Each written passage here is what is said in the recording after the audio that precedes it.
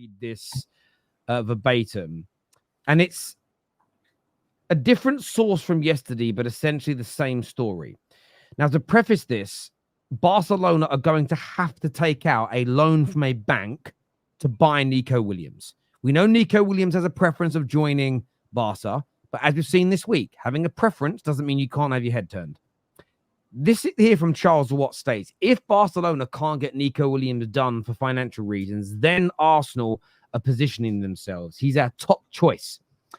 If he's Arsenal's top choice of forward from this particular point in the summer, we know they want HIJACK. Why are they allowing Barca to go through the process of borrowing money, selling assets, doing levers? Why are Arsenal Football Club not just saying, look, Bilbao, there's the money. Williams, there's the money. Maybe saying, listen, Barca are going to pay you 180 grand a week. We'll pay you 200 grand a week. We want you. We've got the cash money today. Get it done. Genuine. I'm not trying to shit on them, but if he's your number one choice, why are you sitting back and hoping it goes wrong for Barca? Make it go wrong for Barca. Make the price go up by bidding more, and then maybe they can't get the loan. Stop it from happening. Or am I being out of order here? What I don't get it. If Charles Watts is respected in the Arsenal fan base, get it done. Now people are saying he can reject it.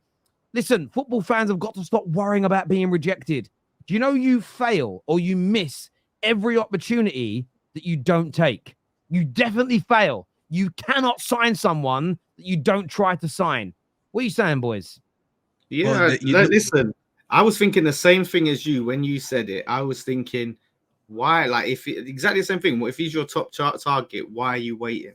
And to me, it says it comes down to finances. That this summer, obviously, I think Arteta spent a lot of money in the past windows, and it's coming down to it. They've had to tighten their belt after spending 105 mil on Rice last season. I don't think that their money is up like that this season. So for them, I don't think they want to get in a situation where they're in a bidding war with Barca for whatever Barca can raise.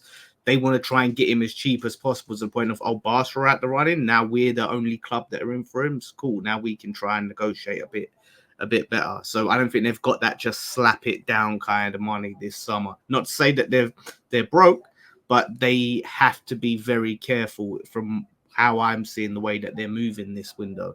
There's a lot of players that you would have thought they would go for and just slap the money down, and they haven't been doing it. So I think this is just another one of them situations, and they could lose out on him as a result of that, and they could lose out on some other top targets this summer by the way that they've gone about. And this is why they've spent the money. The process has to succeed now, because they're not going to be able to just keep throwing tons and tons of money at it the way they have. So TBG here says it's a release clause. How can it be a bidding war? All right, fair enough. But still, maybe they can't afford the release clause. But on that, I know that not all release clauses are the same. So I understand that in Spain you have to pay a release clause cash up front. Okay, so you can't pay it in installments. However, when you delve into the detail of a lot of these buyout clauses in Portugal, we know they exist in Portugal because Chelsea did it with Enzo Fernandez. Man United have just gone and done it with Bologna for Joshua Zirkzee. We've paid 5 million above the release clause so we can amortize it, as an example. So this may not be the case, but check. Maybe if you go, some people have buyout clauses where if they're triggered, you have to accept it. But if a bigger bid comes in, the lower offers, even if they've hit the threshold, are now rejected. I still think you can make a play here. You can still go, whatever the buyout clause, I think it's like 49 million. Go bang, there's 55. It give you better terms anyway. Show the player you want him. Get into, I was about to say slide into his DMs, but message him, speak to his agent, sit in front of him. What are they paying you? We'll pay you better. We'll offer better incentives. Barcelona are a massive club, huge history, but I don't think they're in a very good position right now in terms of by their own high standards.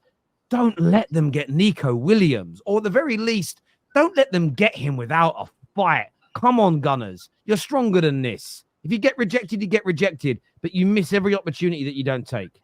Yeah, the issue is, though, he really wants to go to Barcelona and play with the Amal. And this is like a partnership that they're trying to put together for the next, few years. So it's going to be very hard to convince him. But I do agree with you. Got I mean, a player that was desperate to go to Real Madrid, Staffy. who? Euro, wasn't it? Euro wanted. No, I know, but there's a little bit of a friendship there that's like motivating his move there. Whereas you're like, listen, there's a lot of players that want to go play for a specific club. I'm not gonna lie, I don't think Nico Williams gives a shit about just playing for Barcelona. I think because of his friendship with Yamal, they want. I've got a solution. Buy Yamal as well. I'm joking. I'll tell you that Saka's better. Buy them both. I do understand. I do understand it. And look, Arsenal have done some brilliant business in the last few years. I saw an Arsenal fan say something on Twitter earlier on today, and it just resonated with me.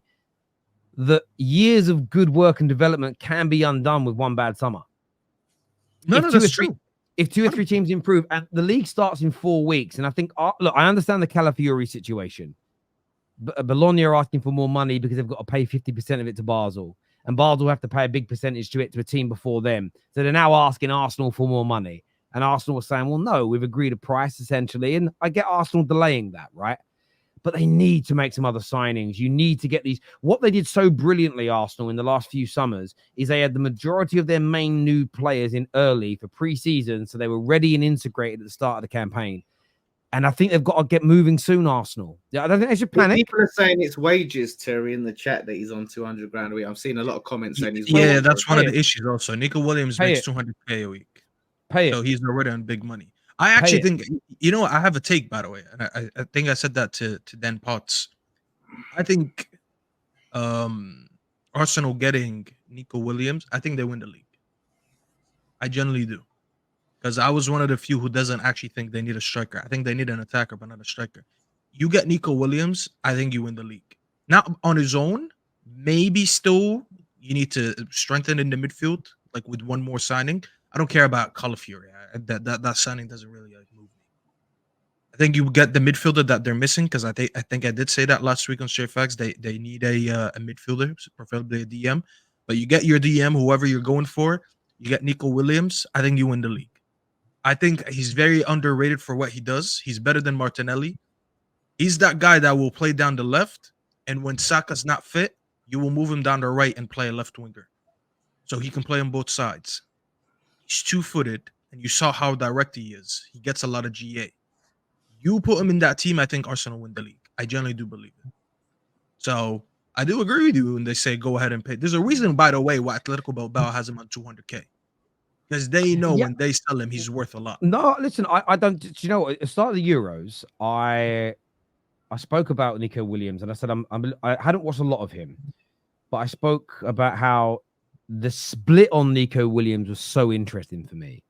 You had people that think he is absolutely amazing and going to be a world-class star, and then you had people that think he's absolutely, what is it? Lee Gunner calls him the Spanish ISO speed.